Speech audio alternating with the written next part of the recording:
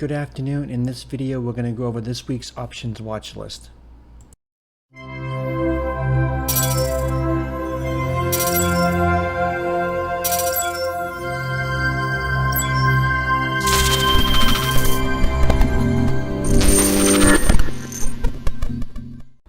Before I get into the watch list, if you're not in the room, you can find the link in the description of the video and in the bio section of social media. Looking at the economic calendar for the week, we have CPI Wednesday morning and we have PPI on Thursday morning. Nothing too substantial. I mean, the CPI probably could be a pretty significant market mover, so we'll have to make a note of that Wednesday morning. So be cautious of holding calls or puts overnight on Tuesday night into Wednesday morning. With that said, I don't have much on the bearish side. I have a few on the bullish side. The watch list, I'm going to keep it kind of small, but some things I'll be keeping an eye on. One is on the, I'll do the bearish side first. One is Tesla. I have Tesla up, and I explained in great detail on the weekly recap why I think Tesla could end up taking a hit with all this electric vehicle credits and stuff from Biden. So their competition is going to ramp up. They're going to probably end up losing money and stuff like that. So I'm thinking, you know, if it gets below 697, it's going to push to 690, 680. I mean, this thing could end up pushing down to 660, 650, even 640. It does get below the 640 area. You got 620, we'll say 625.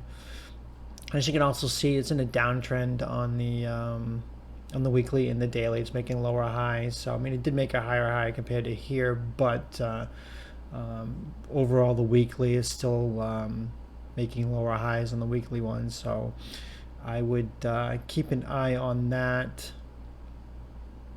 So 600 could be, you know, the real floor on Tesla. We'll have to see, but that's pretty, I mean, that's a 99, that's a 100-point drop, which Tesla can do with one candle. I mean, not one candle, but 1 day or 2 days. So I'll have to see if that actually happens. So I'll keep Tesla on radar. And TGT target, it's finally starting to show a little bit of weakness on the daily and the weekly. So I would watch it underneath, let's say Friday's low of 259 for a push to 256, 255, 254. And you get the 252, 250 would be a big psychological number. When target ends up dropping, it doesn't like to drop too much. It likes to come down and test the 20 EMA, which is the middle Kellner channel on the daily, so which at this point is at 255. So it might not even drop that much. I mean, every time it drops, it gets to the, I got a little bit below it here, and it bounced off it here. It tried to get here, and it did test it here. It just doesn't like to get that away from the 20 EMA on the daily. So I'm not quite sure how much downside there will be. I'm looking at the RCT trend line on the weekly. I mean, it's down at the 213 area, 214 area, so it's quite possible to get down to the 230 area at least if it does actually have any pullback. But we'll have to see. Target's just been been ripping. I mean, for years, and hasn't had any significant pullback since February and last during when COVID started ramping up. So Roku is another one. Now Roku, I mean, Roku could bounce and start making its way up to 450, but I'm looking at it from the point of view that if it does manage to get below 389, probably could see a push to 375, 370, even the 350 would be a pretty big area. I don't imagine it's going to get much lower than 325. You get the RCT trend line right here at 360, so it could try to make a bounce right there, but we'll have to see what Roku will do. But I will definitely keep an eye on it. It is, for the last couple of weeks, been heading down. It had a dead cat bounce from the earnings, so usually if it has a big gap down, they'll try to like bounce back up and retest the gap resistance at least once, which it did. Now it's rejecting it, so that's what making me think that it could go lower on the Roku, but we'll have to see what happens. That's why you need to be in the room. The overnight gap up and gap downs change the dynamics of the play and the way I'm going to play it. So that's why you need to be in the room. Now on the bullish side, I think one of the top ones we'll be watching will be Twitter. Twitter hasn't gone down that much, but to me, I think that we could end up seeing a bounce. It bounced right here at 67. So if it does manage to get up over 68, it probably could push to 69, 70, even 71, even 72. It also has an inverted head and shoulders right here. You get the left, the head, and the right shoulder. So if it does manage to get over 70, we could see a pretty decent play off that. Probably a push to 72 plus, even 73. So I guess you could even say there's even a bigger one on the weekly. Left, head, right. You can see it here. The left, head, and possible right here. So it does get over 75. It could end up really taking off. Pins is another one.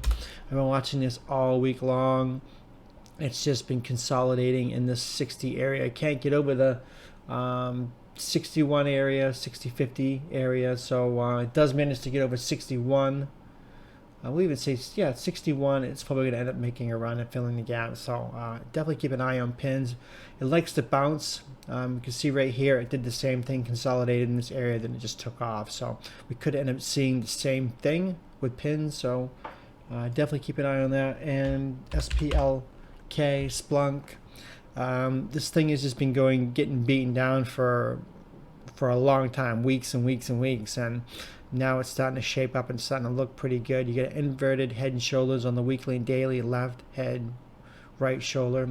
It's the left, the head, and the right shoulder. So it does manage to get over 148. It could probably easily go to 150 plus, 160, even 170. So Splunk could wake up. And when Splunk does wake up, as you can see right here, it just takes off. It went from 135 to 180 in a couple weeks. So this thing could really wake up and get to 180, 200 real fast if it does get some momentum behind it. So WYNN is another one. It got really beaten down, and it had a nice pop on Thursday.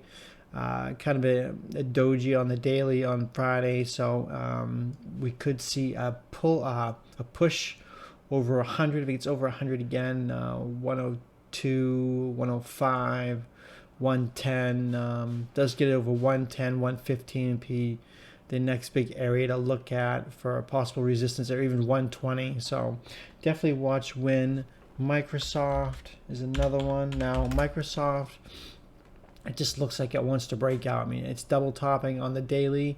It did on Thursday. Now it's back up there on Friday. It's touched it like what, 1, 2, 3, 4, 5 times. The more times it touches, the higher chance it's gonna break out. So I wouldn't be surprised if we end up seeing Microsoft hit 300 this week. So if it does push over, we'll say 290, which is the all-time high, 290.15. It pushes over 290, it's probably going to end up going to 300. So expect a big move on that. And another one that I might look at now, I don't usually like playing like the insurance ones, but I feel like that Humana is pretty beaten down. It likes to bounce in this 410 area, and it did bounce, and it had an inside green candle. So I would not be surprised if it tried to move this week. Anytime these insurance companies dip, like right here, it just rebounds to all-time high, and these big dips on these insurance stocks just end up being a good little dip buy. So I would watch it over 420 to 430. You can even get 425, 430, 435. Basically every $5, 440. Then you get the gap resistance right here at 445. So it does manage to get over that. It's probably going to fill a gap up to 470. So I would be a bit surprised if in a couple of weeks Humana is back up to 470. So definitely keep an eye on that. UPS is the last one. Now UPS got hammered on earnings, and it's just been consolidating in this 190 to 194 area. So if it does manage to get over 190, let's say 194, it's probably going to push to gap resistance, which is right around the 198 area. If it does manage to get over that, 200 being the big psychological number, thin gap fill will be up here in the 210 area. So UPS could end up taking off. We'll have to see if that happens. But also, you know, if it does manage to get below 190, it has a long ways to go. This 190 is also gap support on the daily further out from the previous earnings. So you have a big earnings gap up, stays up there, earnings gap down, and it's chopping at the previous earnings gap up. So if it does get below 190, it could end up filling the gap to 180. So UPS, I would watch in either direction, but I'm thinking up. But like I said, be in the room, because I could end up changing my thesis really fast on based how the action is that particular day or the gap up. So yeah, that's going to do it. Make sure that you like the video, subscribe to the channel if you haven't already, and hope to see you in the room. Thank you for watching.